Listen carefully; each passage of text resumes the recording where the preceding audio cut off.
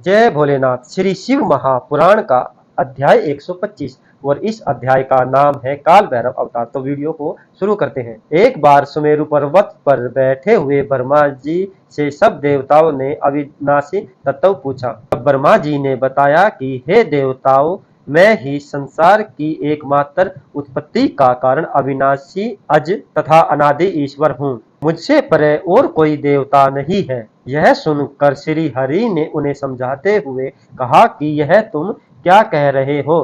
तुम तो मेरी ही आज्ञा से सृष्टि का कर्ता बने और ऐसा कहकर तुमने मेरा अनादर किया है। और इस बात पर दोनों में परस्पर विवाद हो गया। चारों वेदों को झगड़ा निपटाने के लिए बुलाया गया। चारों वेद मूर्ति का रूप धारण करके वहां उपस्थित हुए। उन्होंने बताया कि जिसके अंदर समस्त भूत निहित है और जिससे सब कुछ प्रवृत्त होता है और जिसको परम तत्व कहा जाता है, वह तो एकमात्र शिव ही है। यह सुनकर श्री हरि और ब्रह्मा जी वेदों से बोले, यह तो तुम्हारा अज्ञान है। भला पार्वती के साथ रमण करने वाला, नग्न रहने वाला, धूल दूषित शिव को परम तत्व कैसे माना जा सकता है? वह तो परमात्मा भी नहीं है। दोनों के परस्पर विवाद को सुनकर वहां पर एक ज्योति प्रकट हुई। उस ज्योति से त्रिशूलधारी नील लोहित भगवान शिव जी उपस्थित हुए। तब ब्रह्मा जी कहने लगे, हे शंखचूड़, मैं तो तुम्हें जानता हूँ। तुम मेरे सिर से ही उत्पन्न हुए हो और रुदन करने के कारण तुम्हारा नाम रुद्र पड़ा और तुम मेरी शरण में आ जाओ। ब्रह्मा जी की अहंकार भरी वाणी को सुनकर भगवान शिव जी ने क्रोध में भरकर काल भैरव को उत्पन्न किया और उससे कहा कि तुम ब्रह्मा पर शासन करो तथा संसार का पालन पोषण करो और भक्तों के पाप भक्षण के कारण तुम्हारा नाम पाप भक्षण होगा और तुम काशी के अधिपति बनोगे और वहां पर जितने भी पापी है तुम उन्हें दंड देते रहना और तुम्हारा यही काम है।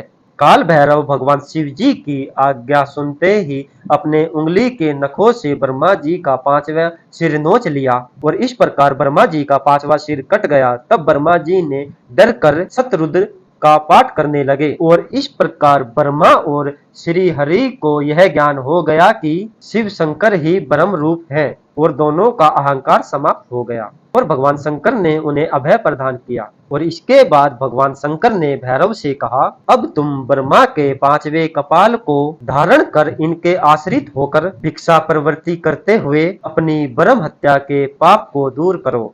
फिर भगवान शंकर ने एक ब्रह्म रूपी कन्या उत्पन्न की। भैरव से बोले, हे काल भैरव, जब तक तुम चाहे घूमते रहो, परंतु इस कन्या के काशी पहुंचने से पहले भयंकर रूप धारण करके वहां पर पहुंच जाना और इससे कहना कि काशी को छोड़कर जहां जाना चाहती है वहां चली जा। भगवान शंकर की आज्ञा से काल भैरव ने कपालिक व्रत धारण किया। इसके बाद विश्व आत्मा कपाल हाथों में लिए भैरव काशी में पहुंचे और उस कन्या ने तीनों लोकों तक भ्रमण करते हुए भैरव का पीछा नहीं छोड़ा। और एक बार काल भैरव नारायण लोक पहुंचे। भगवान श्री हरि ने उन्हें शिव का रूप समझकर और शिव रूप में देखकर समस्त देवता सहित उनकी स्तुति की और लक्ष्मी जी से कहा कि हम बड़े भाग्यवान हैं कि हमें जगतपति शिव के दर्शन हुए और कहा कि इनके दर्शन करने मात्र से ही मनुष्य के संसार का आवागमन का चक्कर समाप्त हो जाता है।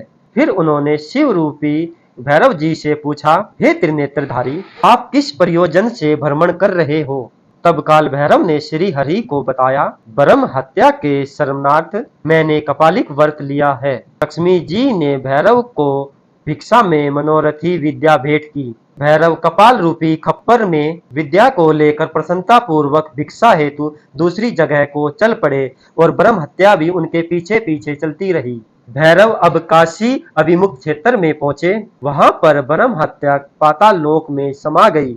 भैरव के हाथों में से ब्रह्मा का 5वां सिर पृथ्वी पर गिर पड़ा। इस पर वहां कपाल मोचन नामक तीर्थ बन गया और भैरव खुशी प्रकट करते हुए वहां पर नृत्य करने लगे। जो मनुष्य कपाल मोचन का सिमरण करता है और उसके इस जन्म और दूसरे जन्म के पाप नष्ट हो जाते हैं। जो व्यक्ति काशी में मंगलवार तथा जन्माष्टमी के दिन कालराज भैरव की मूर्ति के दर्शन करता है, उसके सभी पाप धुल जाते हैं और कारागार बंधनों से जकड़ा हुआ मनुष्य कष्टों से मुक्ति पा जाता है। अगर आपको वीडियो अच्छी लगी हो तो चैनल को लाइक, शेयर, कमेंट, सब्सक्राइबर और मुझे फॉलो करें। जय भोलेनाथ।